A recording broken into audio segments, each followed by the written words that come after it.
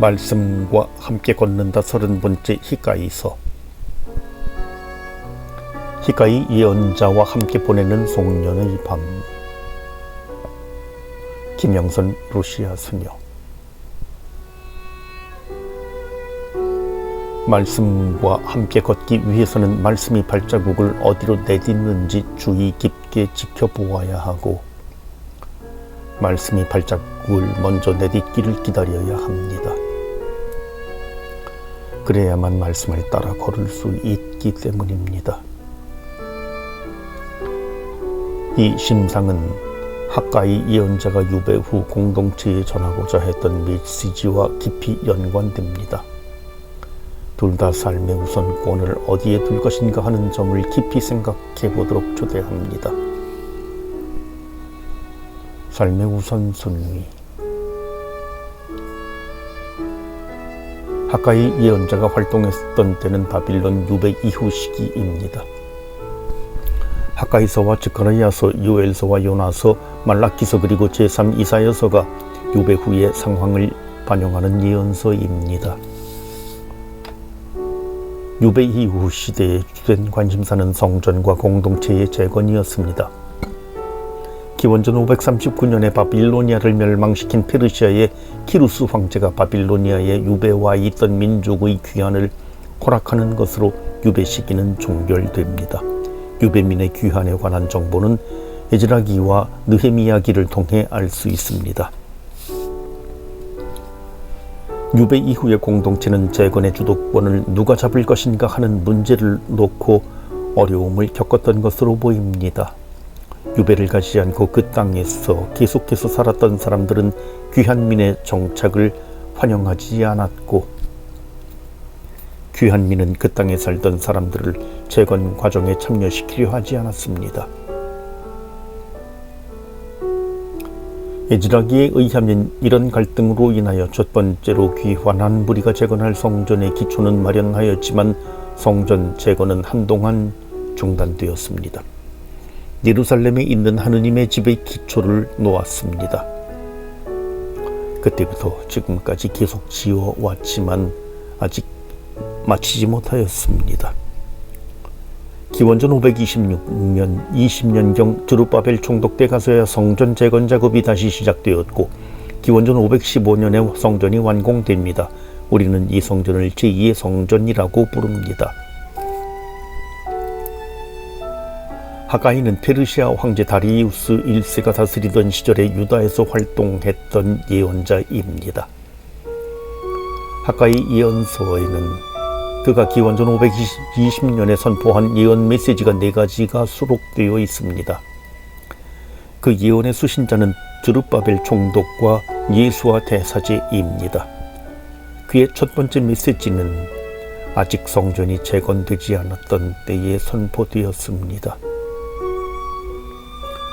예언자는 유다 공동체가 현재 겪고 있는 빈곤과 흉작은 영적인 혼수 상태에 대한 하느님의 벌이며, 만약 그들이 신앙의 열성을 되찾고 성전 건축에 힘쓴다면 주님께서 주시는 복을 받을 수 있다고 말합니다. 그는 성전의 전준이야말로 땅이 번영하는 데 필수 조건이라고 말합니다. 아마도 당시의 유다 백성은 의식주가 해결되어야만 하느님을 섬길 수 있다고 생각했던 것 같습니다. 그런데 예언자는 하느님을 섬기면 의식주가 해결될 것이라고 말합니다. 유배에서 돌아온 이들은 성전 재건보다 저마다 자기 삶을 재건하기 위해 고군분투하였습니다. 그들은 판벽으로 된 집을 짓고 제 집을 돌보는 일에 골몰하였습니다. 판벽으로 된 집이란 먼저 돌로 집을 지은 후 그 벽을 널빤지로 덧댄 집으로 지금으로 말하면 값비싼 고급 저택을 말합니다. 또 그들은 땅을 개간하여 씨를 뿌리고 수확을 늘리고자 고심하였습니다. 그렇지만 가뭄이 들이닥쳐 소출은 형편없었습니다. 그들의 상태는 깨진 독에 물을 붓는 격이었습니다. 성경은 그들의 처지를 이렇게 묘사합니다. 씨앗을 많이 뿌려도 얼마 거두지 못하고 먹어도 배부르지 않으며 마셔도 만족하지 못하고 입어도 따뜻하지 않으며 품팔이꾼이 품삯을 받아도 구멍난 주머니에 넣는 꼴이다. 학가의 예언자는 이들에게 삶의 우선순위를 바로잡으라고 말합니다. 주님의 성전을 재건하는 일, 곧 주님을 찾는 일을 먼저 한다면 다른 모든 것들을 곁들여 받게 될 것이라고 말합니다. 학가의 예언자의 동료를 받고 주룹바벨 총독과 예수와 대사제는 성전 재건 작업을 착수하게 됩니다.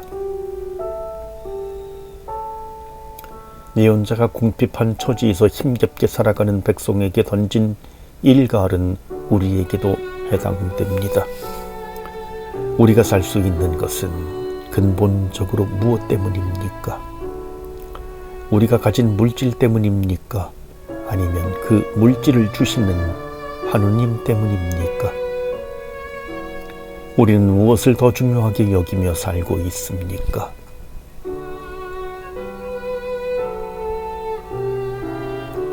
성전 재건과 새로운 시작.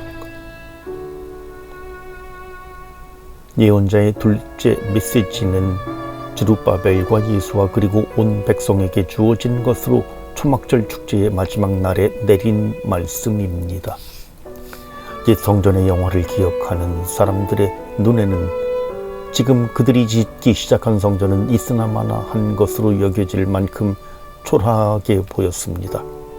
예언자는 그들에게 용기를 내어 성전 짓는 일을 계속하라고 독려합니다. 지금은 보잘것없어 보이지만 장차 세상의 부가 이 성전으로 흘러들어오게 될 것이며 이 집의 새 영광이 이전의 영광보다 더 크리라고 예언자는 말합니다. 예언자의 셋째 메시지는 기원전 520년 12월 중순에 내린 것으로 다시 한번 성전 건축을 장려하는 말씀입니다. 그들의 공동체의 성전이 없다면 그 땅은 여전히 부정한 채로 남아있게 됩니다.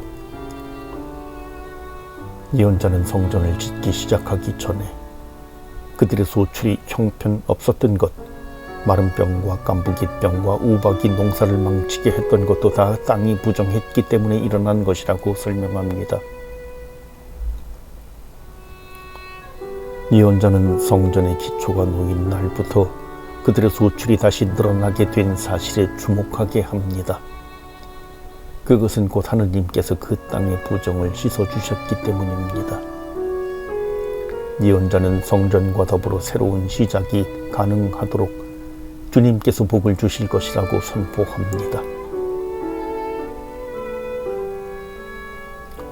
예언자의 마지막 메시지는 주룹바벨에게 내린 것으로 이상적인 시대가 도래할 것임을 선포합니다. 하느님께서 세상의 모든 왕국의 권세를 없애실 것이며 주룹바벨을 인장 반지처럼 만드시겠다고 말씀하십니다. 여기에서 인장 반지란 임금의 권위를 상징하는 것으로 다윗의 후손이 임금의 자리에 다시 오르는 결정적인 구원의 시기가 도래하리라고 선포하는 것입니다. 이 해가 다 가기 전에 한 해의 마지막을 보내면서 학가의 예언자의 말씀에 비추어 자신의 삶을 돌아보면 좋겠습니다. 올 한 해 동안 나는 내 삶의 모든 문제를 혼자 해결해 보려고 인생의 갖가지 짐을 홀로 져 나가려고 너무 큰 긴장을 안고 살지 않았는가? 혹 나에게 생명을 주시고 내가 살아갈 수 있도록 모든 은혜를 베풀어 주시는 그 주님께 삶의 주도권을 드리며 살았는가? 내 삶이 조금 더 정리된 뒤에 주님을 찾겠노라고 헛되이 약속하며 내 삶에만 골몰하지 않았는가? 아니면 늘 나와 함께 하시지만 때로는 보이지도 않고 찾을 수 없는 주님께 시선을 고정해 보려고 조금은 더 애써 보았던 한 해였던가? 우리가 어떤 삶을 살았든지 주님은 학가의 예언자를 통하여 우리에게 이렇게 말씀하십니다. 너희가 살아온 길을 돌이켜 보아라. 내가 너희와 함께 있다. 주님의 말이다. 1년 내내 하루도 빠짐없이 주님은 우리와 함께 계셨습니다. 내 시선이 어디에 있었든지 주님은 늘 우리를 보고 계셨습니다. 그 주님께 한 번쯤은 시선을 고정할 수 있으면 좋겠습니다. 이 해가 다가기 전에, 그리고 카이사르의 것은 카이사르에게, 하느님의 것은 하느님께 제대로 돌려드리는 새로운 한 해를 설계할 수 있었으면 좋겠습니다.